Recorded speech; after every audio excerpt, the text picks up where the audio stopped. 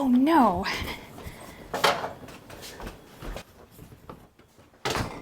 So this happened to me several years ago, but I didn't make it outside.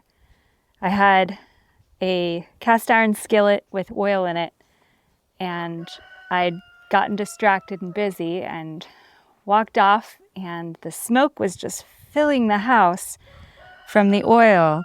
Not something you want to do, but I had done that, and I rushed into the kitchen and I grabbed my cast iron skillet with a hot pad like this, because the handles are hot, and the oil sloshed out of the pan and completely burned the whole top side of my hand. The burn was bad, blisters, and it was painful. But in our episode today, we're going to talk about that and what I did and how I deal with burns to this day. The Ready Life, into the country. Hi, I'm Nick Meisner. And I'm Lisa, his wife. And we want to welcome you back to the Ready Life podcast, where we help you become as independent as possible for your basic necessities like water, heat, and food, and the power that we so often depend on for these things. And in this week's episode, we're going to talk about another item that really should be ranked up there with the basic necessities, but we don't often think of it because it's something that we don't necessarily use on a regular basis every day or every week. It's kind of as needed, and that is dealing with medical emergencies, health crises, things like that. And with that particular situation that you dealt with, that burn, it was bad. It was pretty bad. It wasn't covering a large portion of your body. No. And so because of that, we felt reasonably comfortable dealing with it at home. And we made that decision.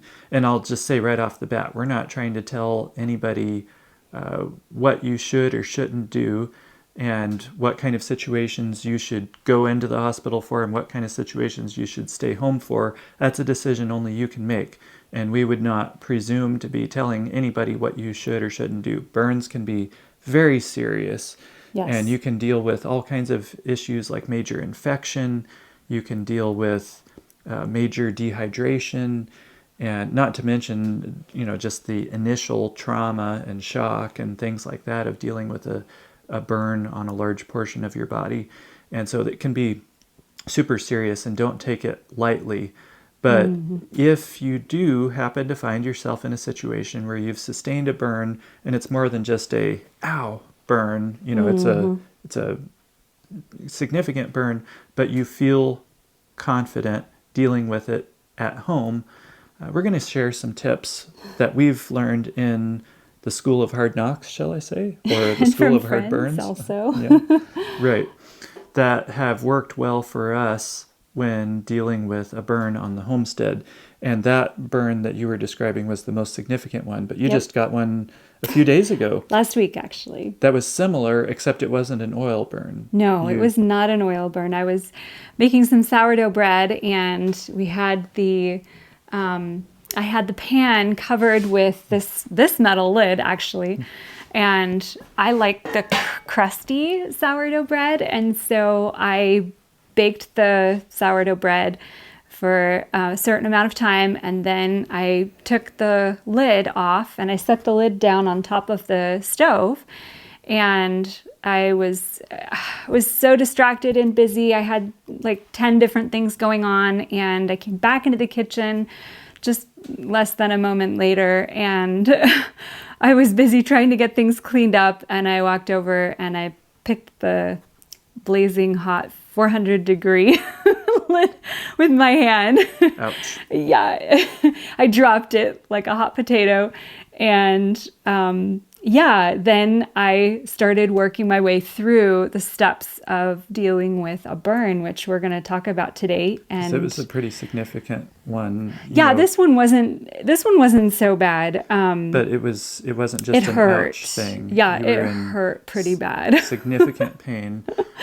But the very first thing that you did was what? So the very first thing that we do when we get a burn, before you even assess how bad it is or anything, is get it into cold. Put the fire out. Yeah, put the fire out, like put the burn out. Because if you just stand there looking at your burn, the tissue is going to continue burning and like making the situation worse.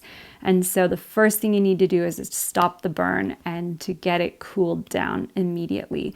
So my initial reaction to burns is to run for the sink, but in our home, the cold water isn't terribly cold unless you're really close to the pressure tank. And so it is, it's very cold. It's very, very but cold. You have to run it for like 30 seconds or so for the cold water to get through the pipes. And I realized right away, as soon as I turned the water, I was like, nope, not cold enough. So then I just ran for this freezer and literally just stuck my hand straight into the freezer.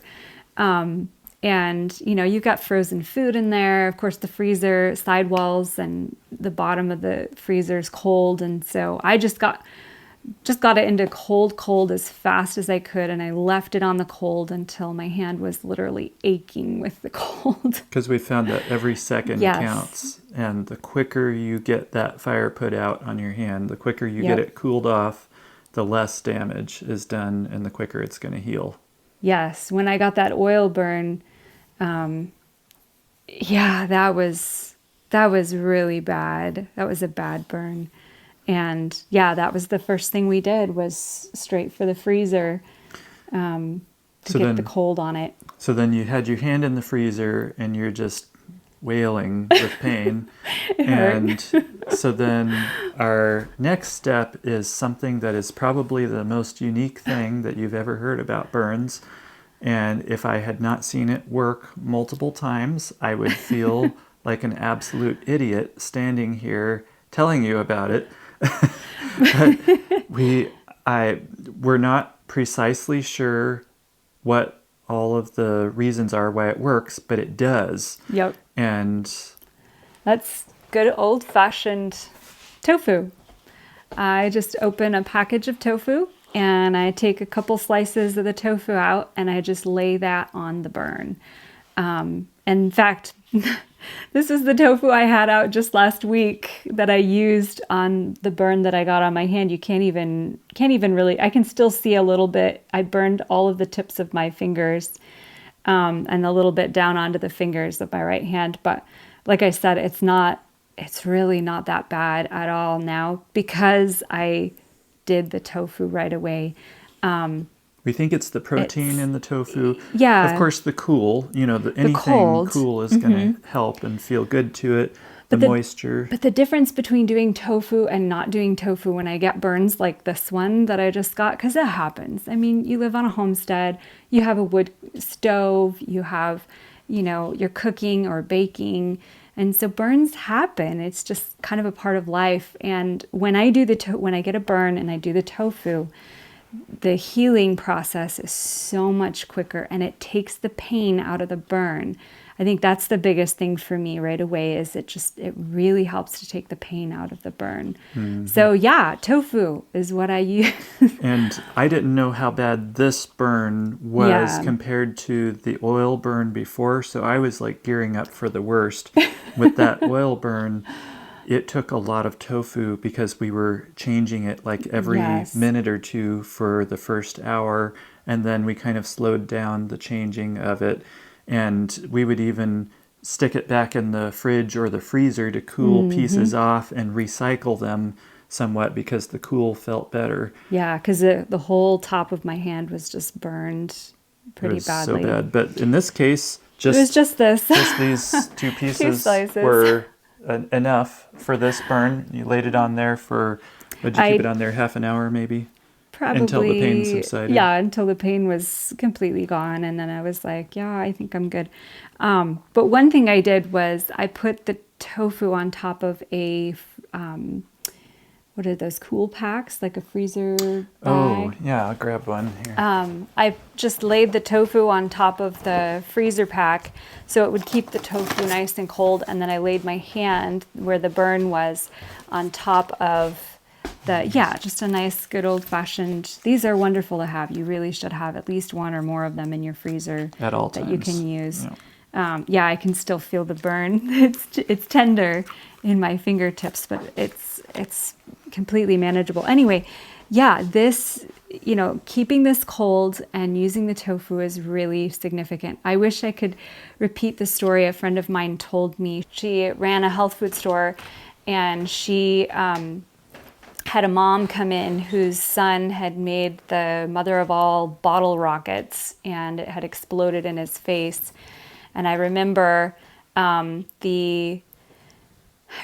telling this story that the mom came in and the boy's eyelids were mostly gone, and the burns on the face were so significant. The doctor's prognosis wasn't all great, as you can imagine, for full recovery. And her son just was crying and crying because that was the only way that Anyway, I remember her telling me that she gave the woman like a package of tofu and said, you just need to try it. Just go home, put it all over the face and keep it, change it every so often.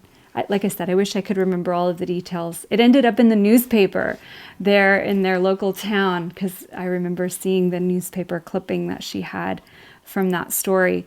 But the boy completely recovered from all of the burns using the tofu. And that was the story that launched my tofu fetish when it comes to burns. Every time there's a burn, like a bad burn, if it's just a small burn or whatever, we don't bother too much with pulling the tofu out. This is like the big guns for the bad burns.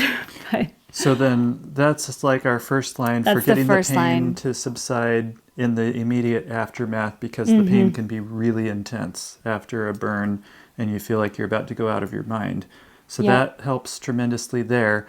But then our next line.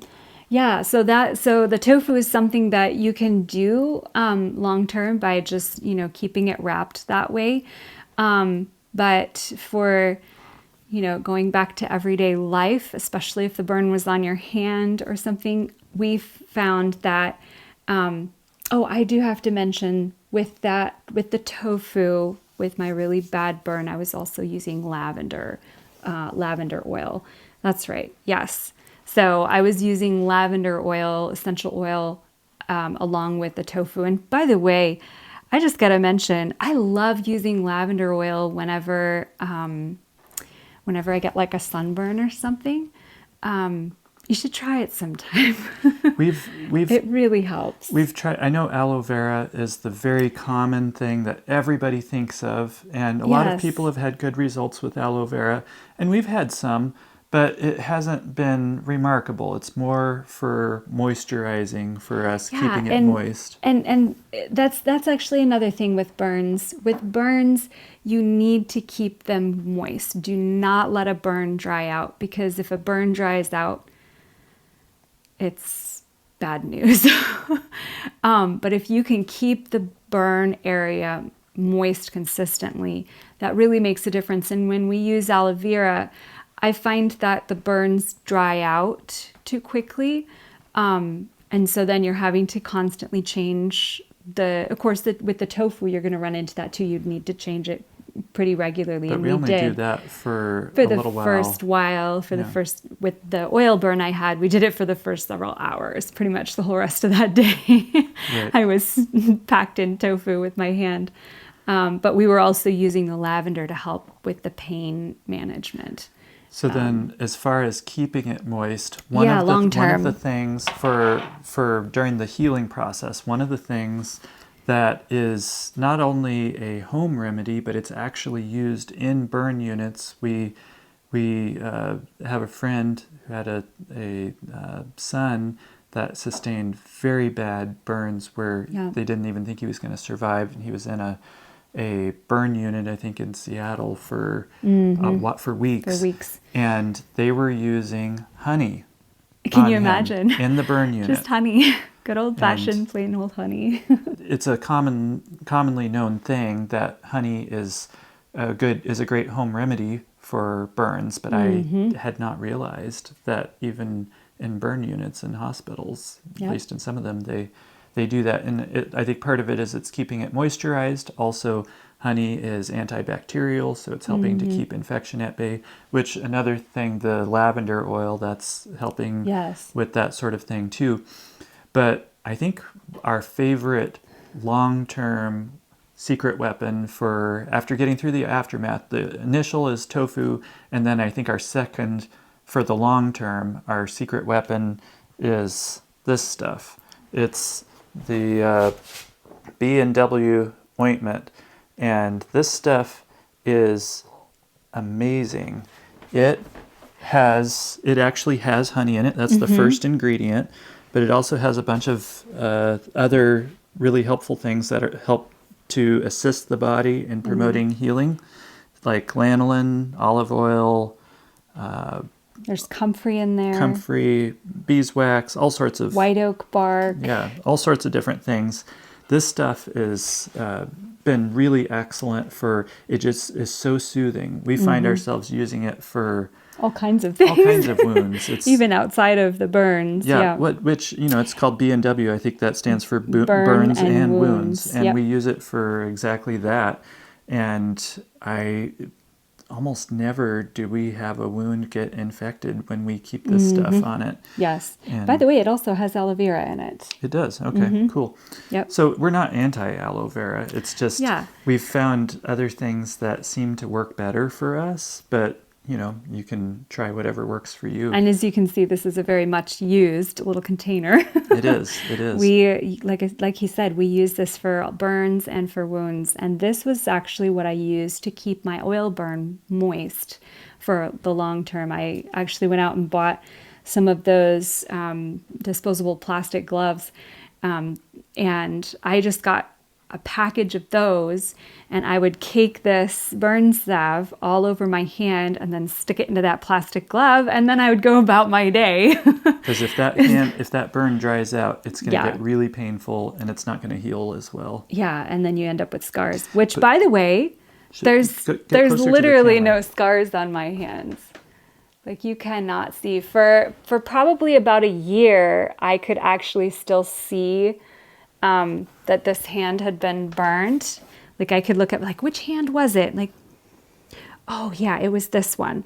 But then after about a year or so, like, I can't even see anything anymore. It's just gone. No Right. scars. So that's pretty cool. Yeah. So anyway, the burn and wound, the B&W ointment, we actually just got this off of Amazon. But you can find it in health food stores. Occasionally we'll have these. But yeah, this is something we keep on hand all the time for everything.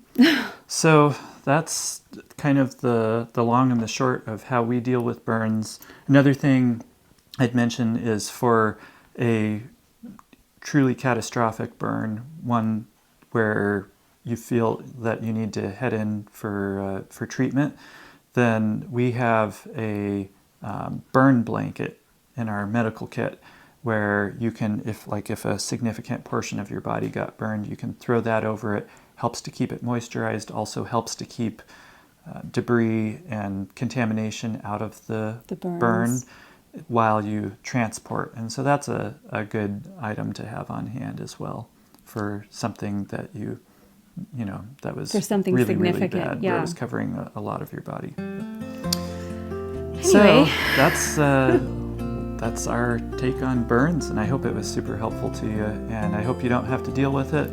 So we'll talk to y'all next week. Hope you have a great one. See ya. Bye.